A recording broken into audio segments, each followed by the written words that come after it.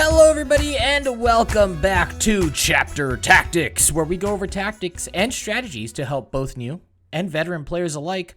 I'm your host, Magikarp Usefly, and joining me today is the wonderful and very southern Demeki. Hey y'all, how y'all doing?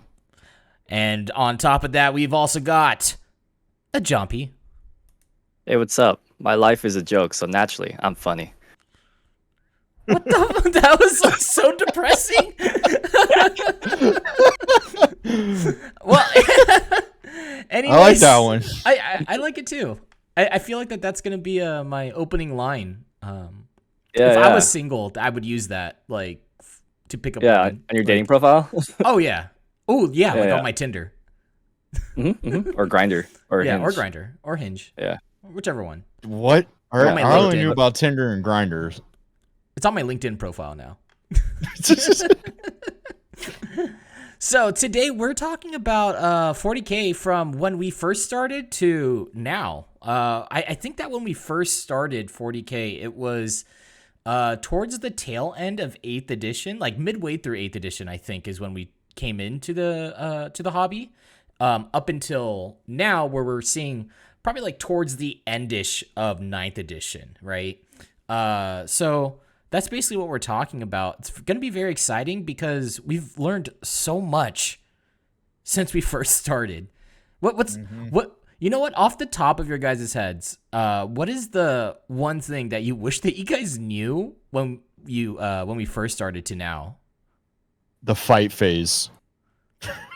You wish that you knew what the fight phase was? Yeah, because my army, when we first started, I only played Tau.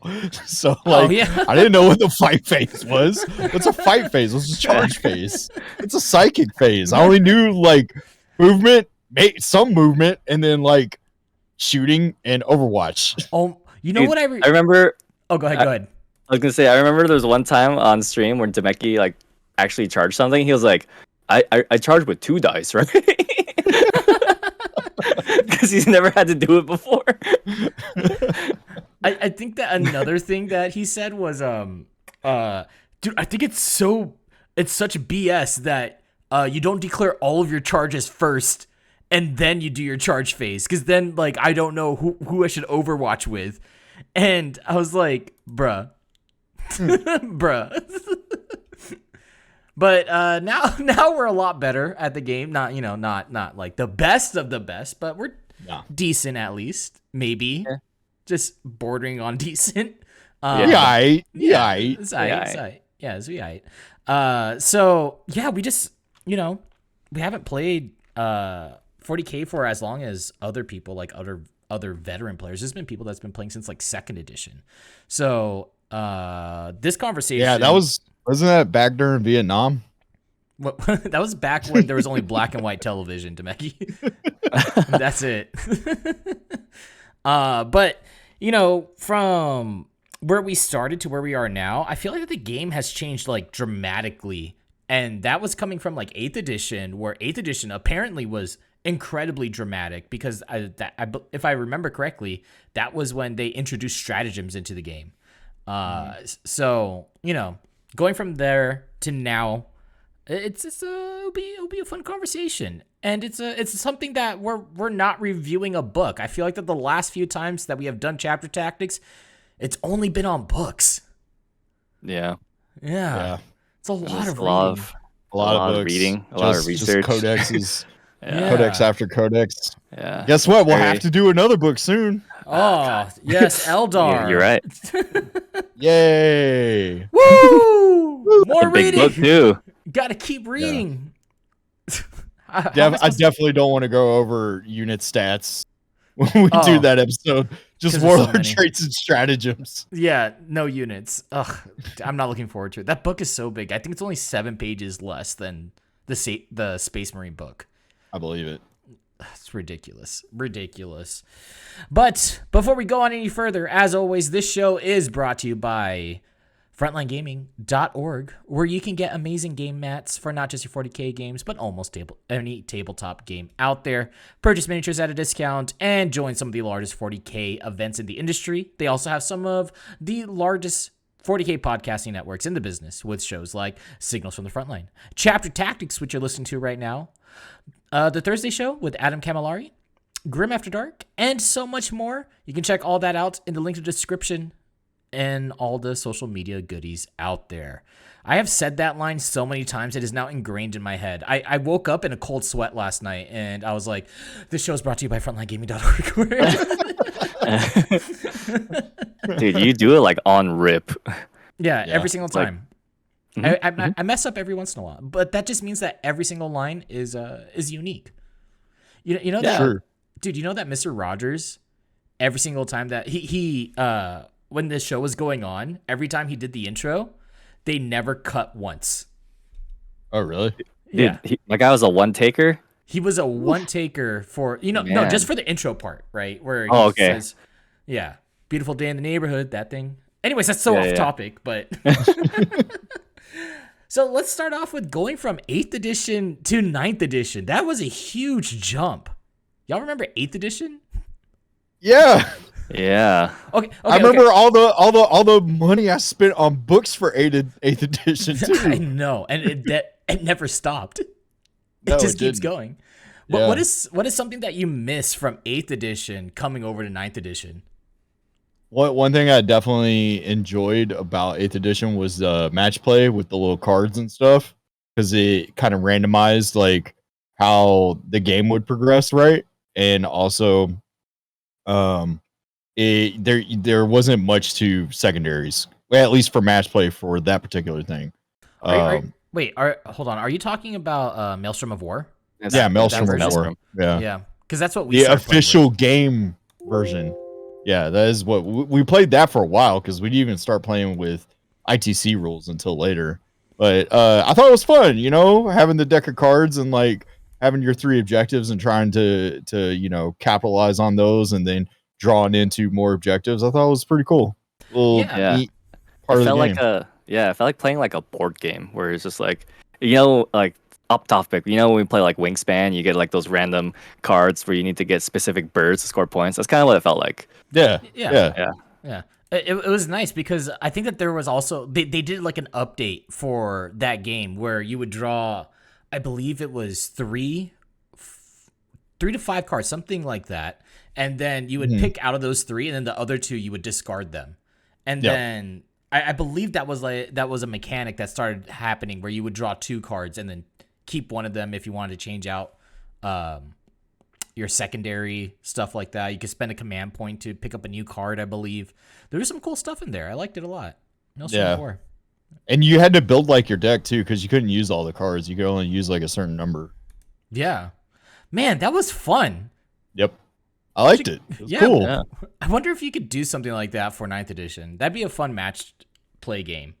I'm sure if you still have the cards for like your army that has the little secondaries or whatever, yeah, I'm sure Maelstrom would still work in 9th. All right. What about you, John P? What's something that you miss from 8th edition that you don't see in 9th edition? I did kind of like the idea of placing your own objectives. I guess it made. Yeah, remember? You used to place your own objectives in. I don't remember that at all. We used to place our own objectives? Yeah. What? That's a lie. I don't remember that at all. When did we, wait, dude, run me through the process. Like how did that happen? So we would have, I think it was 3 each, 3 objective markers each. Oh yeah, that's true. And then and then you would place one. Like player 1 would place 1, player 2 would place 1, and it'd have to be like a specific distance away from each other. I remember specifically because I remember whenever I played against you, you'd always bring Hive Guard, and you'd always have one in the back in a building with your Hive Guard. I was a jerk. I don't remember that. What? That's funny. Yeah. What type of kangaroo court is this? That sounds awful, but also amazing. No, right? Yeah. Imagine that nowadays, because like now everyone would just be like, all right, I'm gonna keep my 3 over here on my side. Stranglehold, easy. Yeah, easy peas. Yeah. No, I don't remember that at all. Yeah. Is that the only things that you guys missed from 8th edition?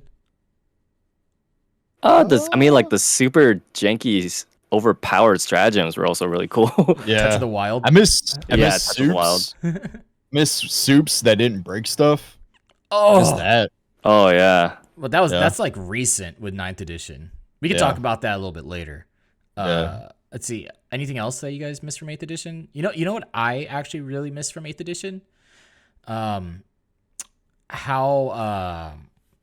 Overwatch. The Overwatch phase. That was my favorite part of 8th edition. The Overwatch phase.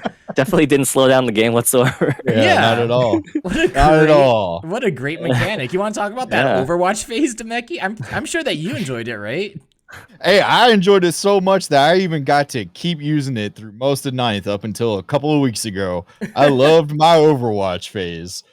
It was a fun mechanic, especially as a Tau player, because it was kind of busted and could hit on 5s instead of 6s and all those good things. Yeah. But it definitely did slow down the game. It slowed down the game so much. Yeah, and I think that was the biggest thing going from 8th edition to 9th edition, was just kind of streamlining almost all of the stuff in the game to make it go faster, right? But it still feels like that. It's still very slow. I mean, games still last for 3 hours. It's not like, when League of Legends, when they said, we want games to go faster, and then everything just died in the blink of an eye, and games would last for like 20 minutes or something. Obviously not the case for 40K. How do you guys feel about the streamlined version of 8th edition to 9th edition? John P., you want to go first? Oh, sorry, I'm still processing. You go ahead. Yeah. I do like the fact that they try their best to minimize as much dice rolling as there was in 8th. There still is a ton of dice rolling in 9th.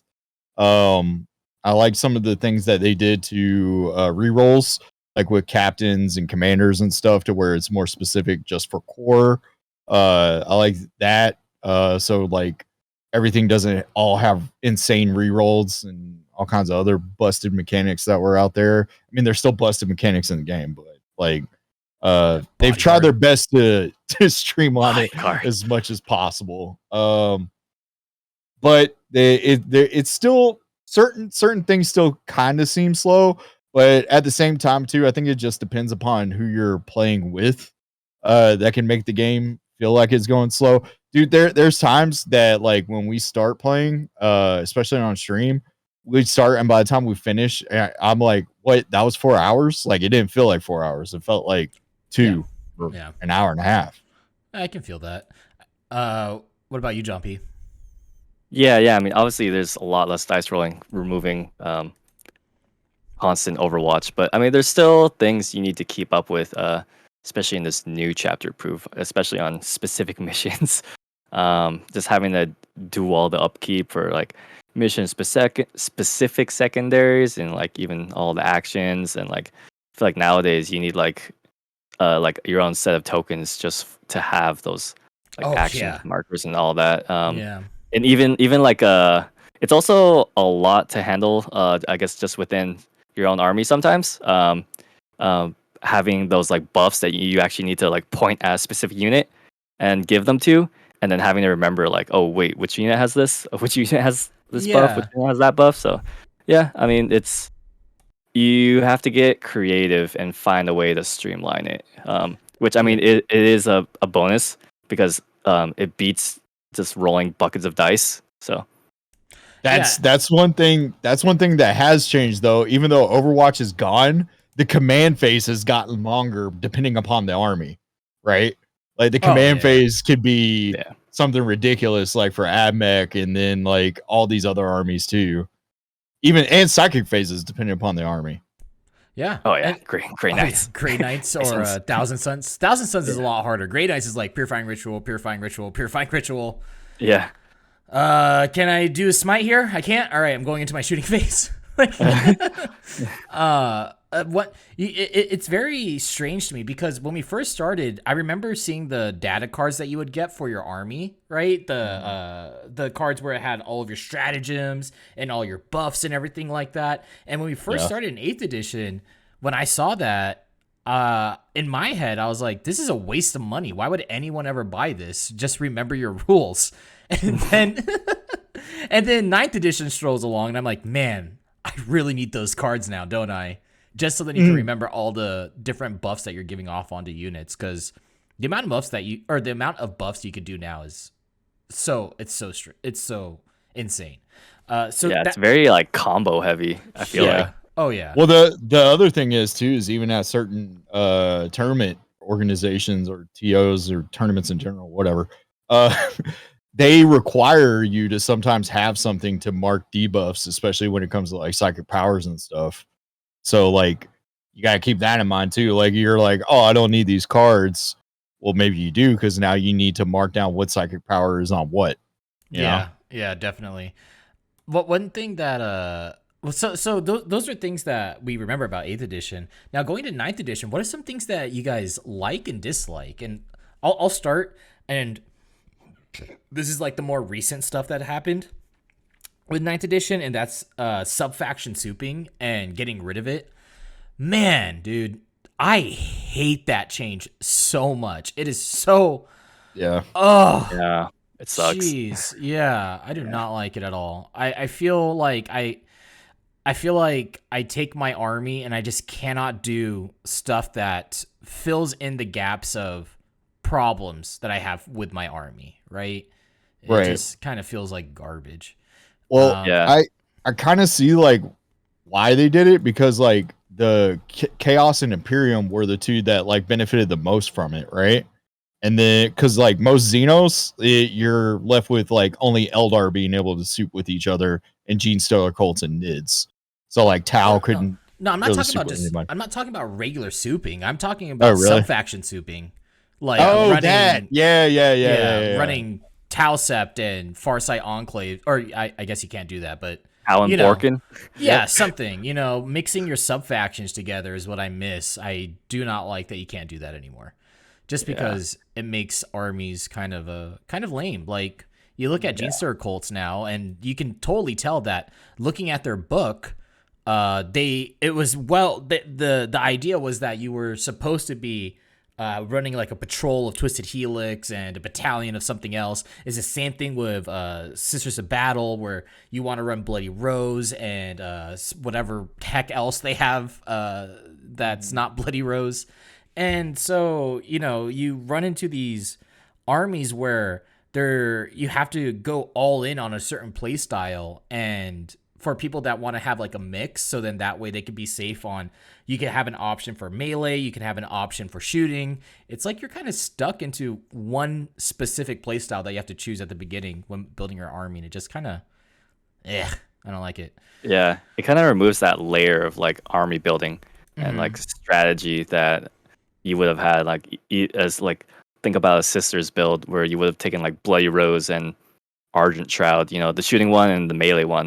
You can't have that anymore. You just gotta go all one. Either that, or you go for like the all-rounder utility build, which I mean, it's nice for an all-around build, but like sometimes you just want to have your big shooty things and your big melee things and play with them together. Yeah. And I think that this became even more apparent. Like, coming from a Tyranids player, obviously, we're very used to subfaction souping. But then moving into, even with the new Harlequins now, you look at their different profiles. You have your dark, you have your light, and you have your twilight detachments, right? Your subfactions. And you take one and you're like, man, I really wish I could run a patrol of dark with this, because it would make the army more fleshed out, instead of being like, oh, well, I guess my only other option is to soup with Eldar, but if I want to run pure Harlequins, it kind of just sucks. It would show up those like weaknesses, right? Yeah, exactly. Yeah, exactly. Yeah, I guess probably from a game balancer perspective, it's like it's probably something that's hard for them to balance right now, because they probably weren't expecting to see some combos that just like overtake the game, which honestly is kind of a lazy game balance. But I mean, I'd like to think that this is something that only lasts for maybe like this year, and then we get it back next year or something. That's wishful thinking, but nice. Season. We'll see. Maybe it's just a seasonal thing. Maybe. Maybe. I mean, it's also weird too because for a company that sells models, like they're kind of hurting that side of it because now since there's only one that you can take, someone might be like, okay, well, I think that this is the strongest subfaction, so I'm only going to buy models that fit that particular subfaction's playability. Definitely. So now, like, they're losing out on income for models that they could be selling. Yeah, it makes it way harder to start building armies with different subfactions because you're gonna find the one subfaction that is the most efficient, right? It's exactly what's happening with Tyranids and Leviathan. Why would we pick anything else besides Leviathan right now as our main subfaction? Because we can't do Leviathan Kronos. That would be interesting, you know? Why would we pick anything else? There's just no point. And it's the same thing for every other army, right? You just find the most efficient one, and then you're just stuck playing that. It feels like it was more of a reaction to their tournament scene with Orlando, New Orleans and stuff, because like they said specifically, and they even used NIDS in that particular two factions to say, all right, if you're going to run two different subfactions, they have to be painted two different colors. And most people don't have their army painted in multiple colors, right? So like I think that's probably the other reason they got feedback from players. They're like, well, how do we fix this? All right, well, you can only use one now. That's an easy fix for us. I think that the problem stemmed from Grey Knights, if I remember correctly. Oh yeah, because from Grey Knights and Advec. Yeah. Go Anything else? I was gonna say in regards to like the subfaction sweeping, they were kind of hinting at moving towards that direction already with like Army of Renown. You have to be in a specific subfaction army trait if you want to run an army around. Like if you're running the Skitarii veteran cohort, you have to be like all Mars, all Lucius, whatever. I'm sure it's the same with other ones also, but yeah, sad it's gone. Yeah. Anything else that you guys like or dislike about 9th edition before we move on to the next part?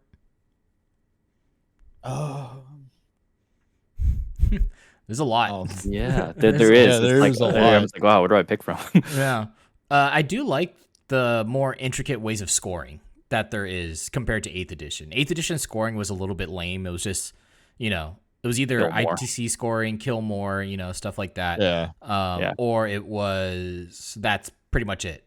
And then when it came to 9th edition, primaries, great, love it. Secondaries, love it. Yeah. So I like that aspect. I do like the fact that they did work with FLG and with the ITC rules and stuff, and now they've combined both. I dropped something. They combined both, and so now we only have one set of rules for tournaments instead of two different sets of rules. So at least there's that.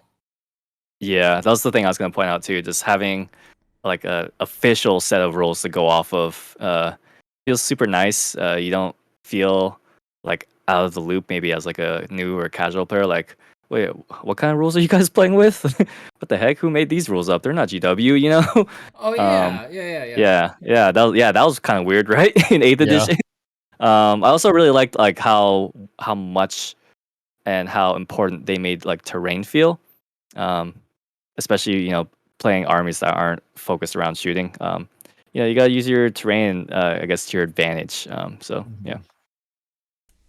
Yeah, terrain became very, very important this edition, and I actually really like it because before terrain was just magic box, right? Yeah. Now it's becoming a little bit more of a magic box, except that you have to be behind the magic box, and you're fine. And not touching the magic box. Yeah. You have to tell your opponent in case an earthquake happens. Yeah. Your models move.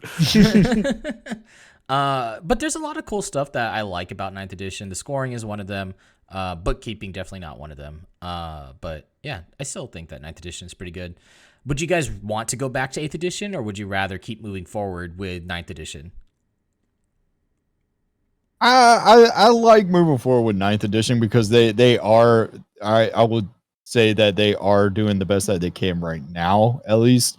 It seems keeping 9th edition up to date and fresh, where 8th edition, it was all over the place between, their rules and ITC rules. So, I mean, I guess that I would prefer them to kind of keep fleshing out 9th ninth and not bring around 10th anytime soon.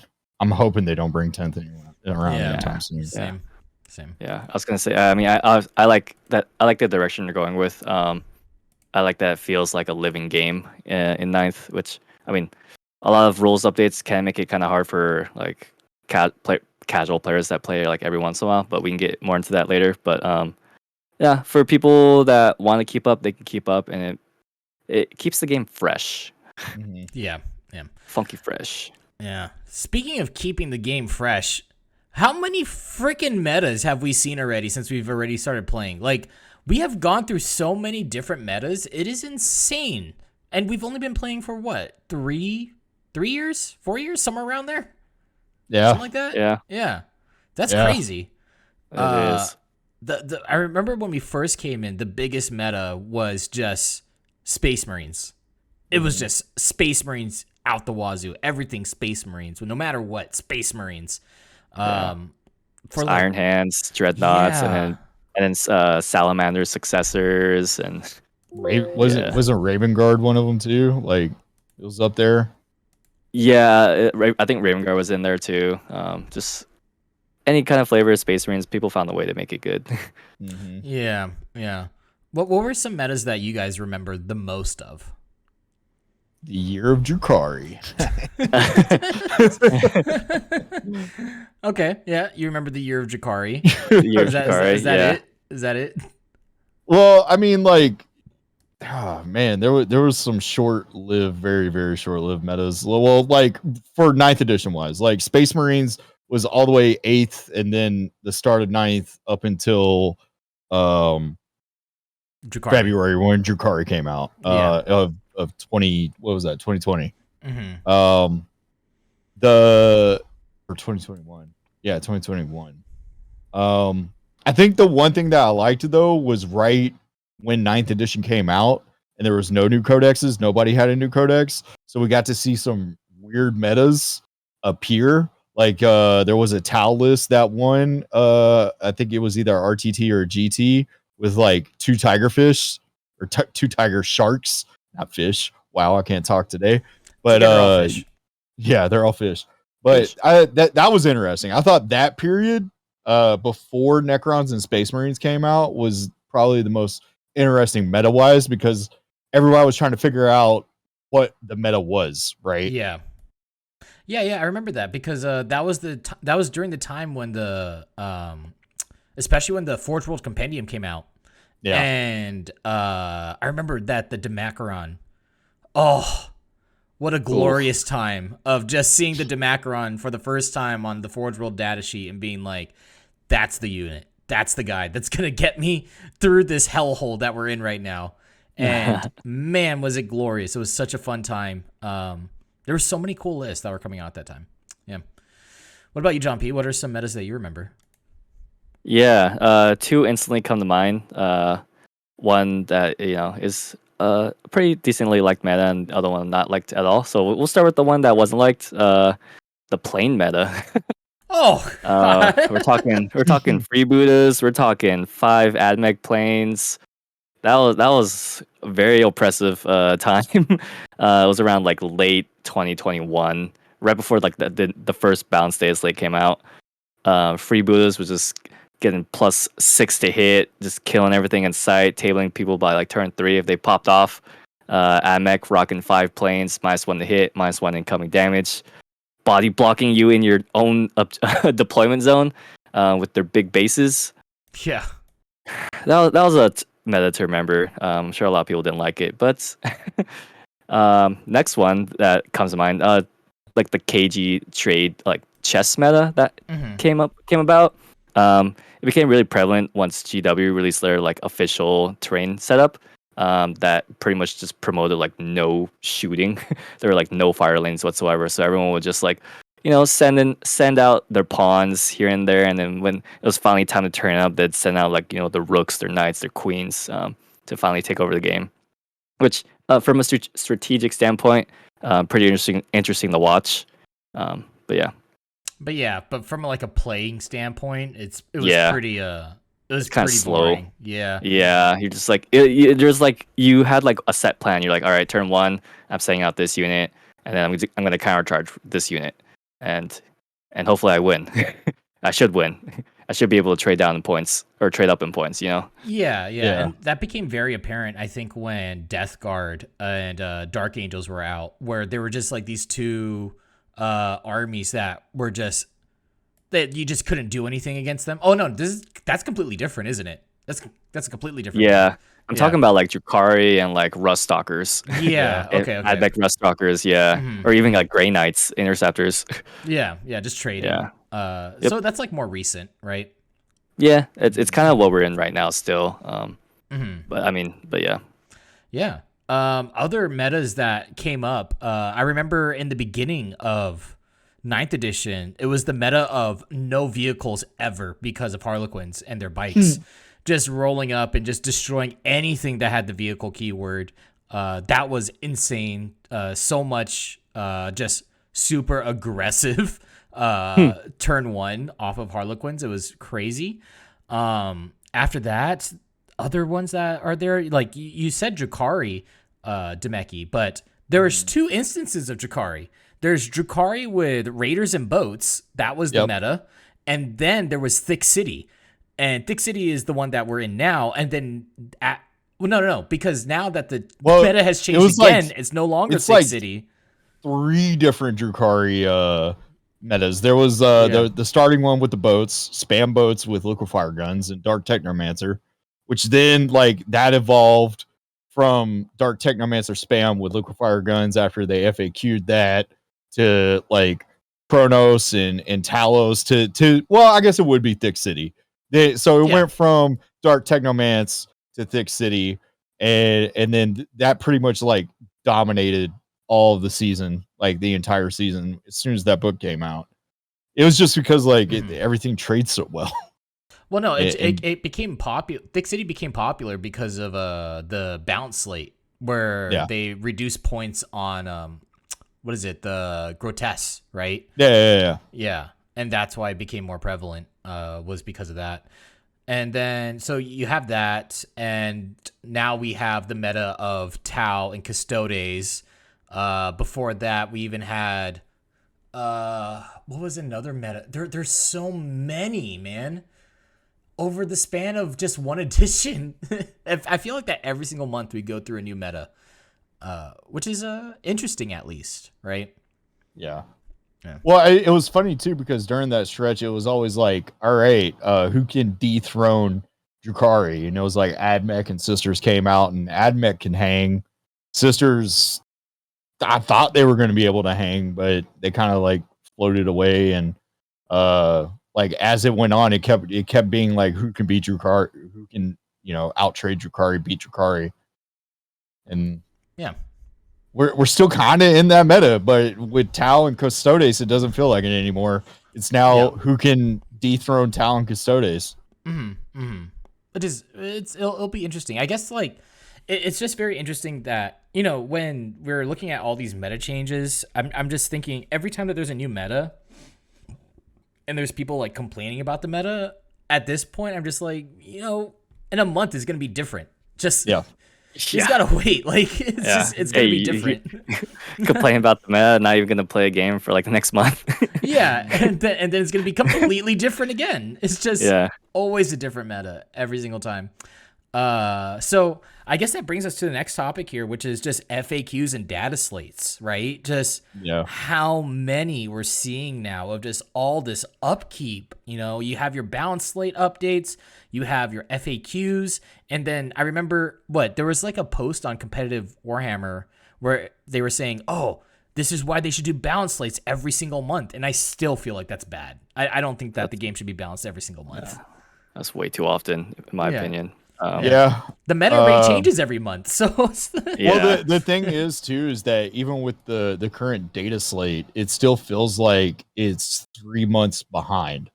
So like instead of it being the current 3 months, it feels like it's actually 6 months behind. Like, oh, that was something that needed to be fixed 6 months ago. Thanks. You know what I'm saying? Yeah. High five. Yeah. Yeah, I think but they did it. They did it twice. Yeah. So they kept their promise so far. So I'm happy about that. Yeah. Now if they could just do it a little bit. Okay, yeah, but with the times. Demeki, the thing is that like they did it, but was it good? Is the problem? Like you can do something, but if it's not good, then did you really accomplish what you wanted to do? Like I said, I'm not asking too much from them right now. I'm gonna give them a hand because they fulfilled their promise that they would do it in 3 months. So we'll see if they do it again in 3 months and see if it's any better. Okay. What about you, John? I guess not every day slate's gonna be a banger. Yeah. So people were suggesting, I guess, like monthly day slates, which obviously is way too much time considering the game. People will probably, I guess, like someone that plays the game often will probably play like once, maybe twice a week.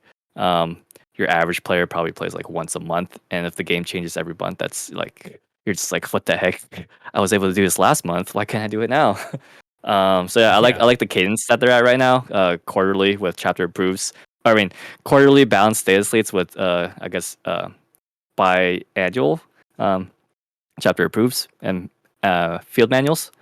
It's definitely hard to keep up right now. If you're like out of the loop, let's just say like you're just casual player, plays at your LGS every once in a while. On top of all the FAQs, the data slates, MFMs, you have like new codexes coming out like once a month. It's a lot to keep up with, Yeah. It's kind of a weird time to be in and not like on top of it. Even right now, like I know I'm around you guys a lot, and I know we talk a lot about Warhammer, but I still feel like I don't know enough about like Tau or like Eldar, even though like I hear you guys talk about it all the time. It's just it's a lot to keep up with, and I can't imagine like you're maybe like 95% of the player base is able to keep up with it. Definitely. And can you just imagine if there was a data slate every single month and there were balance changes every single month, how awful that would be for hobbying? Like, oh yeah, dude, how long does it take for you to get a model from like GW or wherever the heck else you go, like for your local game store to get restocked? How long does that take? And then you buy the model. How long does it take for you to build it? How long does it take for you to paint it? And be truthful, how long does it take you? And then you play it at an event once, and then it's done. And then it's gone. You shelf it. Yeah, and then you shelf it. Like, that sounds so awful. I would not enjoy that. I can see this idea, I feel like, comes from the tabletop simulator community, where probably it just doesn't matter what models are good and what's not, because they just get to play it. So they have access to everything. Yeah, but if you're talking about like IRL stuff, like that sounds absolutely terrible. But I'm always sorry, I was gonna say I'm always amazed that seeing like tournament results and seeing ex-pro player playing a different army at every event. I'm like, man, God, where'd you get access to all these armies from? It's called friends, all right? Yeah. When you're inside of a team, right? You could just start trading models around. Just be like, hey, can I use this army? Well, I mean, that's something I would like to see them kind of deter by adding some hobby points into the game. So at least they kind of do it now where you get 10 points if your army's fully painted, but like most people, you could tell like they're like, all right, I built this army and I painted it specifically to go to the tournament, which is fine. But like it's 3 colors that were just like done. Like I would like to see a little bit more, or at least add a different style of gameplay that includes hobby, right? Yeah. So you get a hobby score on top of your point score. Well, you said most, but going to like SoCal and LVO, I know that SoCal there was a couple because orcs just became like very, very popular, like very quick. But besides that, like even at LVO, it was very hard for me to find an army that looked badly painted. Yeah, I didn't mean it that way, but I'm just saying, like, in order to prevent that from being a thing. Like, I see, but okay, I see what you're saying. Yeah. I was gonna say, even with like teams and like friend groups sharing models and stuff, like, how do you determine who gets to play what? Like maybe like even in our friend group, maybe like Dmeki wants Tau, maybe what if I won't play Tau at the tournament? It's I guess a discussion that you have to have amongst your friend group. You flip a coin. Yeah, you flip a coin. Yeah, where we solve this like men. Yeah, you have to punch each other. Duel. Yeah. There's a pool stick in the middle, and you have to. There's only room in the game. There's only room for one in this game. Yeah, this town ain't big enough for both of us. So I guess we can move on from here, we can start talking about Armies of Renown, because this is new, right? This is a new 9th edition thing, Armies of Renown. What do you guys think about them? I know that some people absolutely hate them. I love them. I think that they're great. I'll preface my opinion with that, but what do you guys think about Armies of Renown? I like them. I think they're like a cool way to lean into like a very skewed type of build. Mm-hmm. Like the Crusher Stampede, for example. You want to play big monsters? Here's a way to play big monsters and make it pretty good. Breaking through. Yeah, breaking through. Admech, for example, you can play in the Mechanicus Defense cohort, which is just all robots, and you don't take damage. Or you could play the super offensive Scutari Veteran cohort build, which is just all infantry and run over people with math and efficiency. Or even Terminus Pox. Oh, X? yeah, Terminus X. Terminus S, yeah. Yeah, rest in peace. Rest in peace. That thing got hit hard. Yeah. Yeah. What about you? I like it. The thing that I hate is that it's another book that I have to go buy. Yep. The thing that I like is that it does add a new flavor to an army, especially maybe if it's an army that got a bit stale when their codex got released, or if they're like during grand tournament changes, the field moratorium added like too many points to certain things, so it gives access to makes other units more powerful that are cheaper. Like I just like the fact that it brings a new flavor to an army that might be stale at the time, especially with the current metas. So yeah, I like them a lot. The only downside is that it's another book. Yeah, new book. And it's also, most of the time, the Armies of Renown can be kind of very strong. We saw that with Stampede. Even though I love playing Stampede, gotta say it's a little bit oppressive sometimes. So I can understand that. But then you have other Armies of Renown, like the Sisters one that came out that nobody plays anymore. You have you had Armies of Renown for other factions, right? That no one uses anymore. Yeah. There's a lot. It's like no one plays the Admech Defense cohort one. Yeah. And then, well, it's like Admech. Didn't y'all get 2? Yeah, the Scutari one and two, right? Yeah, it's the Scutari one that just efficiency, and then defense cohort, which is just I don't die. And I think, did Sisters get 2? Because I know they got one in the most recent book, and I thought they got another one in a previous book before the most recent one. Because the most recent Army of Renown that came out was for Sisters, Space Marines. I think that's it, right? Mm-hmm. Yeah, the Space Marines got the Phobos one. Sisters got, I think, a Bloody Rose one, if I'm not mistaken. Yeah. And like, I remember I was looking at the Space Marine one. I was just like, yeah, that one's kind of lame. Yeah. And then I think the other one that would see play if Knights weren't Knights or 8th edition Knights, I think the one for Knights is actually pretty decent. At least Zach thought it was decent. Big Red thought it was pretty good. But what, House Raven? Yeah, House Raven's actually I like it too. But yeah, I don't know much about it. But I remember I looked at it. I was like, oh, that's pretty cool.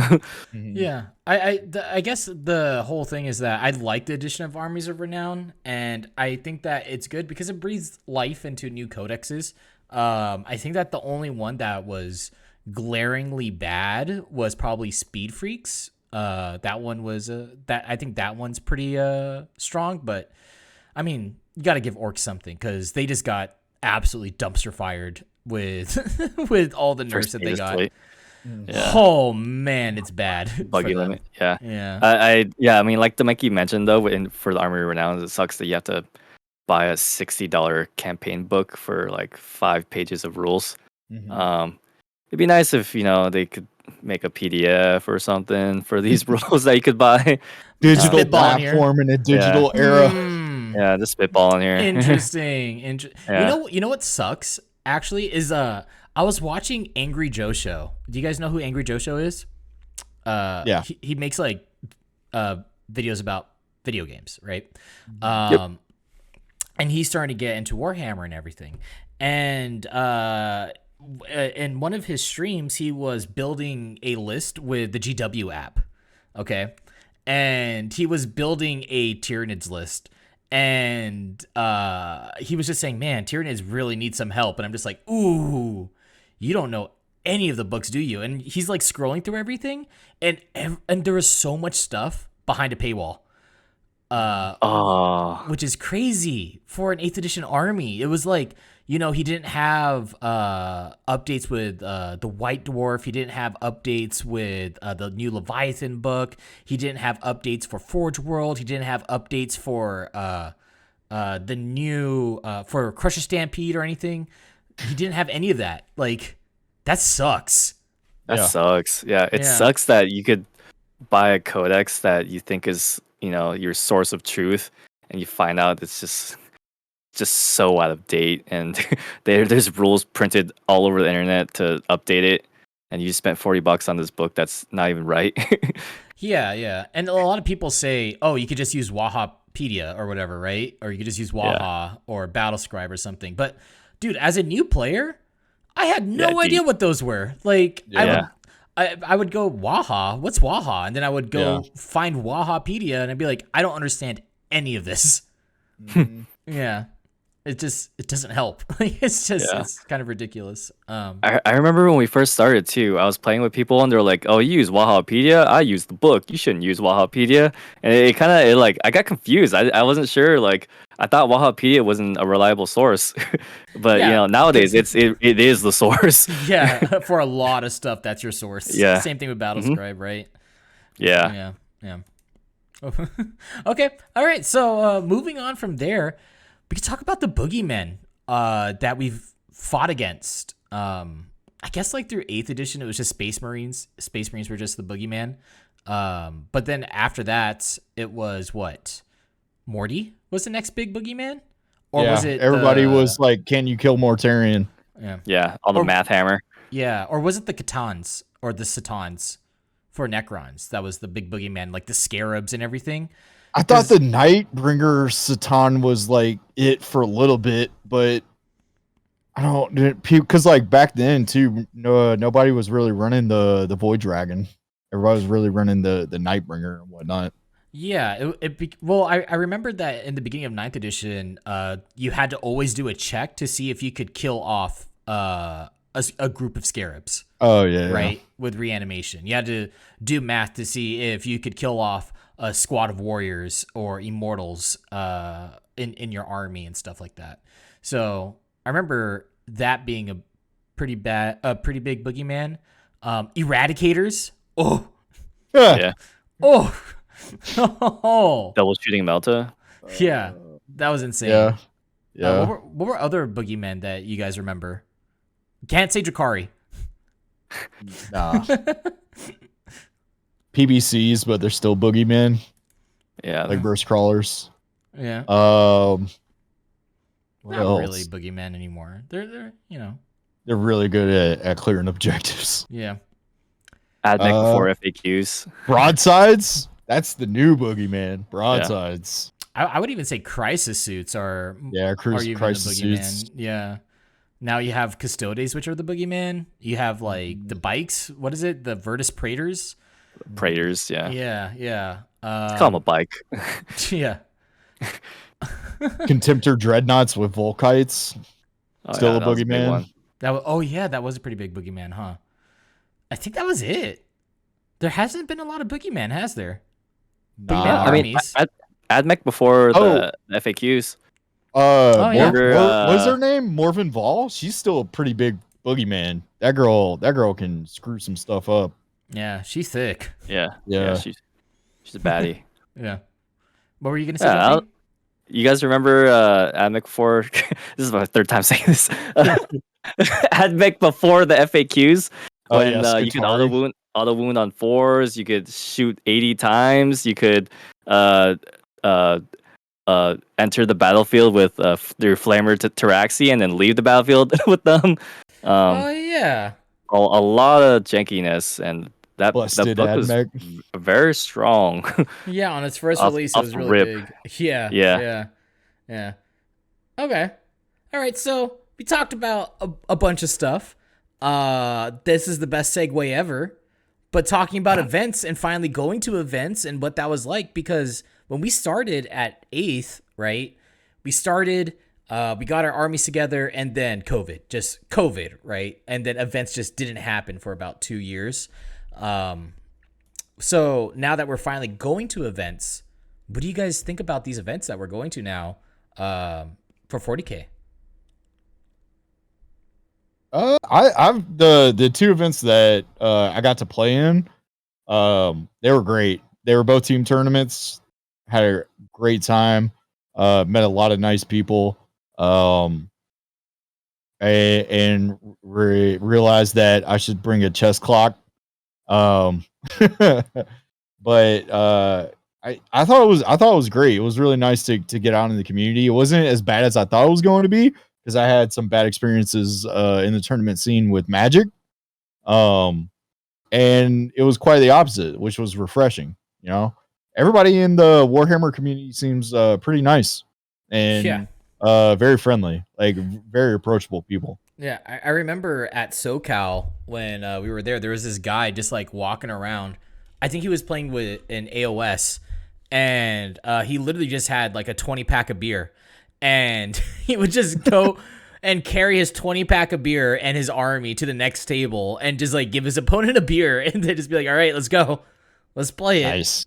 I like that guy. Yeah, great guy. Yeah. What about you, John P? How are you enjoying events now? I dig the events. It's definitely very, very hectic. I mean, the last one we just went to was at a hotel, and man, was that hotel not prepared for a bunch of 40K players to show up and go to one event all at the same time. But regardless, it's still really fun just being there, just hanging out, all with one purpose: to eat, live, sleep, breathe Warhammer for just a weekend. Good times. I mean, there is like the Mackie mentioned, like the stigma of going to events. You're worried about running into, that guy. Very unlikely you're going to run into that guy, I'll say, at most events. Probably like 1 in like 10, maybe 25 people are going to be kind of mean, not so nice to you. Most people are there that are nice. They're just, hang out, throw some dice, get to know other people, and just, escape from the world for a weekend. Just play some Warhammer. It's escapism at its finest, right? Yeah. Play with my toy soldiers, roll some dice. Don't give a care about the world. Now, tell me, John P, did you ever go up against somebody that is that guy? Yeah, 2 weeks ago, I played against this guy named Kyle. I'm just kidding. I actually haven't not at an event. I mean, I haven't played super well at events, so I haven't played against people that were looking to win and take home the crown and perform their best. So luckily, not yet. I'm sure somewhere down the line I will, but it's gonna happen eventually. But yeah. Yeah. If you guys want a quick tip on how to enjoy yourself to the fullest at an event, just drop your first game. Just lose your first game outright, and then from there, you're gonna have a great time. It doesn't matter after that. Or if you're of drinking age, shotgun a beer before your first game. Yeah. Or join a team event. Get loose. Yeah. Join a team event. You know what's great about a team event? You can literally have somebody designated to fall on the sword where you don't care if you win or lose. If you win, even better. If you lose, that's exactly what you should be doing anyways. And you can just pull the wildest shenanigans out of your butt and not care. Go to a team tournament and be that guy. That's the joy. That's 40K right there. Oh, one piece of advice I can give you too, if you are going to a tournament and it is at a hotel, when you get to your hotel before you go out for the night, if you get there early or whatever, and you're going to go get dinner with your friends and stuff, check your shower to make sure it works. What did you? What type of hotel did you stay at? What type of freaking Motel 8 did you go to? No, so this was at the Las Vegas team tournament. Like the venue was nice, and even the hotel was nice.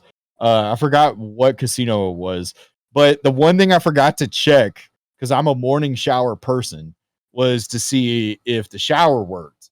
And so what had happened was the morning of, I went to go take my shower and I pulled up there was like the little lever that you got to pull up in order for the water to go to the shower head, right? It like blocks it coming out of the faucet. And it was busted. It didn't work.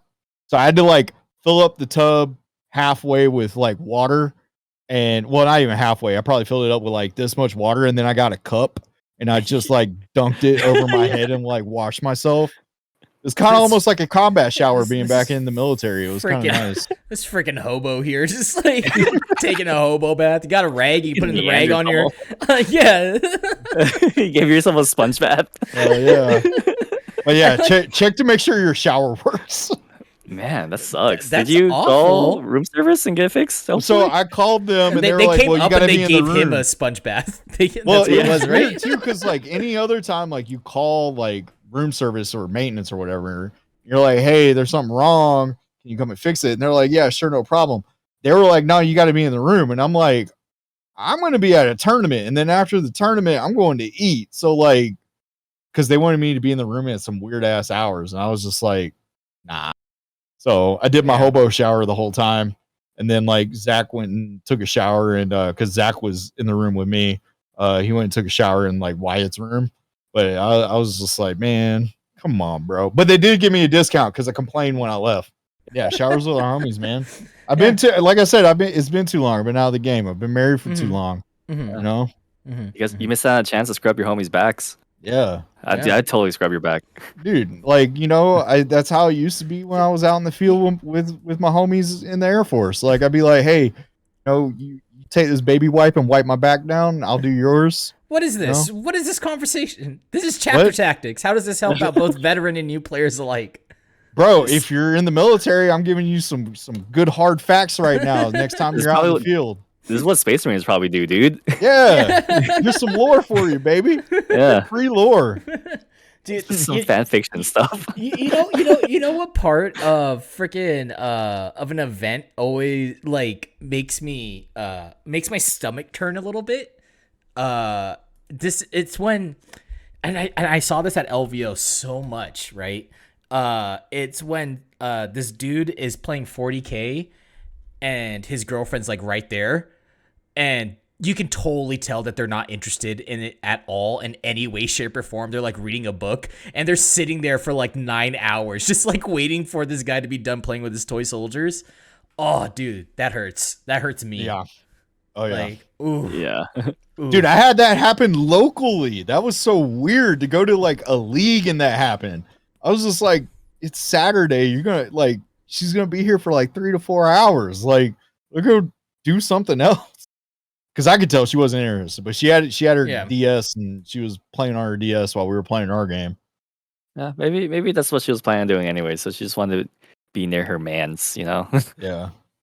That's my guess, but I've learned my lesson after going to what was the league con? Summoner's Con. When I went to Summoner's Con and I brought Unju and she wasn't interested, I learned my lesson after that. I was like, all right, I'm gonna go do this. You gotta stay home. Like, yeah, dude, I feel the same. I feel like guilty having like my girlfriend tag along and she's just there just to be there when she could have obviously been doing something way more productive. Yeah, instead of it just feels bad, man. Like it feels so bad. I did like how much female representation there was at LVO. There was like 6 women playing, and I was like, Woo! Let's go, baby. Dude, one of them even made Awesome. like top 25. Wait, Oh, what? that's awesome. Yeah, she was playing Crusher Stampede. Oh, good for her. Dude, Yeah, I remember think she was, yeah. I was walking through LVO because I was doing like I was working with like FLG and stuff, right? And I was walking through LVO and I passed by this table and one of the girls that was playing they were playing Sisters of Battle and they were going up against Crusher Stampede, and she said, "Your bugs are as tough as my sisters," and I just couldn't stop laughing because just hearing that, like, your bugs are as tough as my sisters. Yeah. Anyways, I'm gonna use breaking through. Like, it's just it's so funny. It's so funny to me. Yeah, it was cool. Now coming from playing at, or I haven't played at an event yet because the events that I've gone to have been like majors where I've had to help like FLG and stuff. So I've been seeing a lot of like the behind the scenes of how, you know, running these events are. Bruh, it is no joke. It is like a serious grind. It is insane.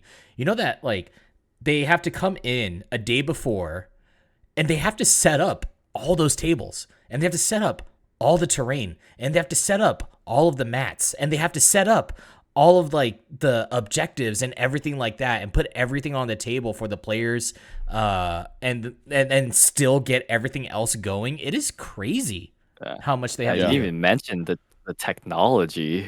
Yeah, the tech as well. Stream the games. Yeah. Yeah, because like it's not easy. It is not an easy thing. A lot of people think that streaming a game of 40K is very simple. It is not. There's lots of this is like a new thing. Not a lot of people do it. It just recently started happening. Yeah, like even for our streams on Dice Check, it's like how many cameras do we have? We have top down dice cam, 3 front cameras, and then now an announcer cam. That's like I lost count. And 6-7 cameras and 2 gimbals that are cell phones. Yeah. Yeah. On top of that, we like 3, 4, 5 mics, depending on how many people are there in the office that day. Mm-hmm. And then it's having to figure out how to optimize our sound through the mixer, making sure the camera settings are correct, making sure the network software is correct. Good. Yep, yeah, network connectivity is good. Yeah. And on top of that, like digital assets, you have to prepare that ahead of time. Mm-hmm. It's a lot that goes into a stream, guys. Yeah, it's a lot. It is crazy for a 40K to play toy soldiers. It's a lot of work. And then you know what's funny is you know, when you're going to these events and they're streaming it, you know that like we have the benefit of being in a studio so we can get like good internet, but these people they're streaming off of like hotel internet, you know, like the convention center internet, and that is no bueno. I think that Demeki, being an IT person, you probably know more about it than I do. Oh yeah. Because most of the time, if they don't give you a dedicated, because the hotel has additional bandwidth. That's why, you know, they always have that like, hey, if you pay a little bit extra every day, you can have premium internet. All that is just a chunk of bandwidth that's separated from the rest of everyone else who's using the free shit, right? Or stuff. And so like, and that's the same thing. Like even then, the TOs have to work out, or whomever, it's kicker normally for FLG, have to work out a deal with said hotel to be like, hey, can we have a chunk of bandwidth so that we can stream this? Because if they try to do it off of just like Hilton honors, normal, if they were at a Hilton, you would not be able to get enough bandwidth to actually upload at 1080p. Maybe, and not even I don't even think it would be able to do it at like 400. Like it really depends. I mean, we kind of ran into that at SoCal. Luckily I was there and I was able to be like, hey man, like you promised this much and we're not getting it. And so can you figure out what's going on with your networking gear? Or if it's the line, like, can you please just look into it?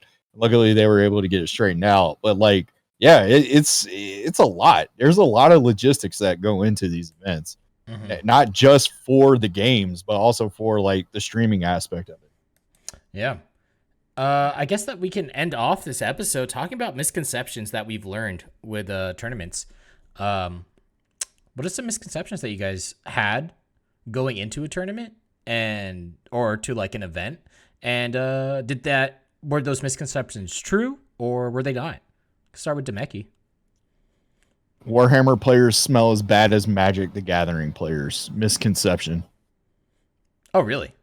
Are you saying that people that play 40K smell better? Yes. Oh. Wow. Now, how did you find that out?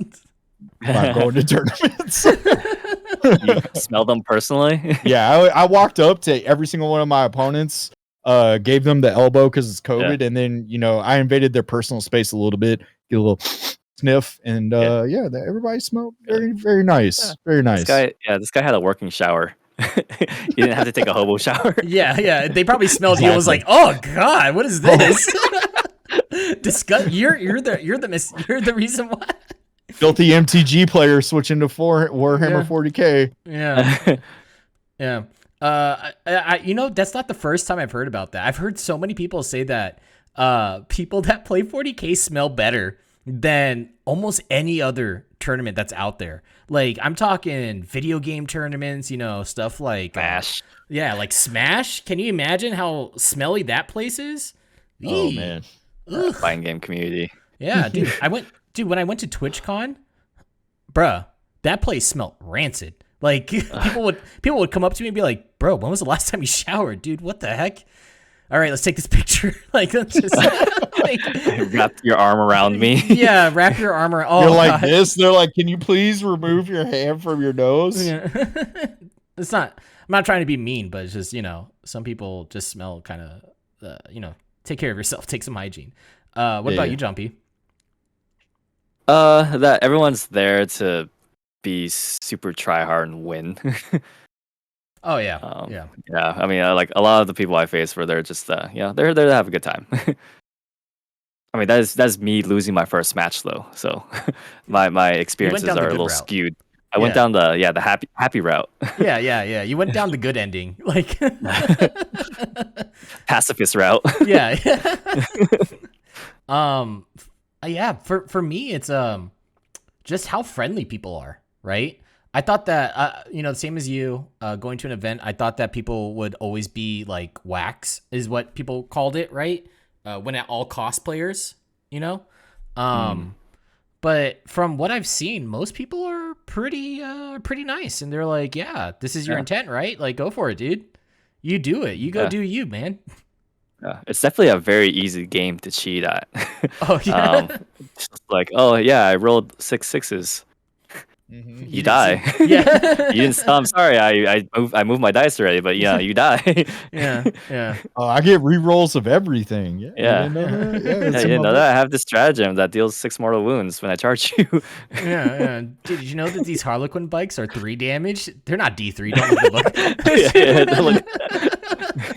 Dude, like, yeah. There's so many misconceptions about 40K. I feel like that it probably spawned from like back in the day when it was like a lot less regulated, right?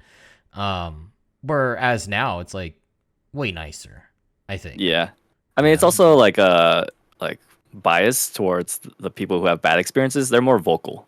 Oh yeah. Like people who have a good experience would be like, oh yeah, that was cool. Yeah, they get on their soapbox called the internet. Yeah. Yep. Yeah. All right. Well, or Warhammer competitive. Oh yeah, or on the Warhammer competitive Reddit page. There's like everyone there was a whack player. Everyone wanted to win at all costs. Oh, okay. What list did you bring? 500 guardsmen. Like, okay. Oh, yeah. And a basilisk. Yeah. All right. Well, that's going to be it for this episode of Chapter Tactics. Thank you guys for listening to us ramble about what we, just like taking a break and not talking about a codex, which we're going to have to do again, like probably next week. So it's so many codexes. But yeah, thank you guys for listening. If you guys liked it, leave a thumbs up, press the subscribe button. And where can they find y'all? Demeki.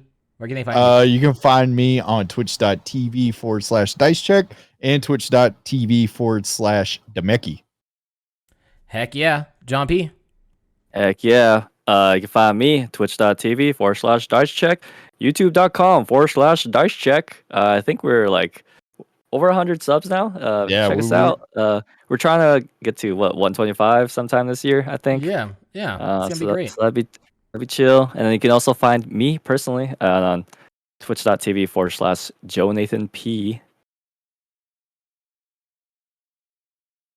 Is that your name? That's You not my lied. name. You lied. It's actually Cyrus. Here, I'm gonna show you something. All right, here, check this out, guys. Look at this. Look at this. Look at this. Look at this. Look at this. I need to not show my address. Oh. Where are we looking? Oh, it's from YouTube. Oh, you guys can't see me. Yeah, we can't see you. But our plaque came in. Oh, no way. Yeah. Let's go. Woo! Our YouTube plaque came in. So that'll be cool. I didn't know it came in that fast. I'm gonna smell it. Can't wait to smell it. It's gonna smell as good as a 40K event. We could turn into a piece of terrain. Yeah. As for myself, you can find me. All right, so that's the end of this episode. Thank you guys for watching, and we'll see you guys in the next one. Goodbye, everybody. We love you. Bye bye. Bye.